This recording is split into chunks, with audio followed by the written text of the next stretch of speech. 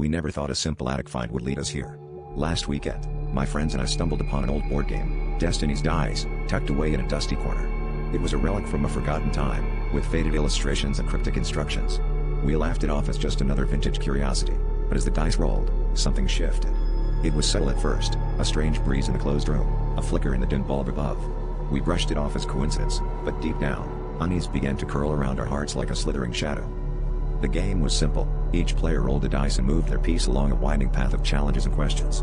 It was supposed to predict our future, a lighthearted fortune-telling game. But as we played, the game's predictions started to bleed into reality. My friend Claire, who rolled a card reading the unseen watcher, began to feel eyes on her everywhere she went.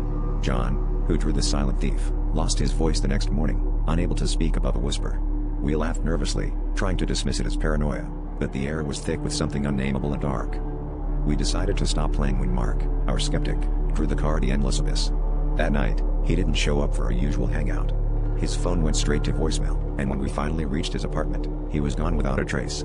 The only thing left behind was his game piece, resting ominously on the final square of the board. Panic set in, and we knew we had to finish the game to understand what was happening. But with each roll of the dice, more of us fell victim to the game's sinister prophecies.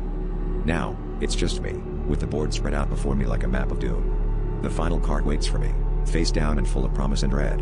My hand trembles as I reach for it, knowing that whatever fate it holds, there's no escaping the game's grasp.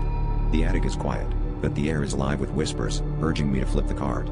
As I do, the room seems to tilt, the shadows thickening. The card reads the final revelation, and in that moment, I realize the game was never about predicting the future, it was about shaping it. And now, it's my turn to face the consequence that's been waiting all along.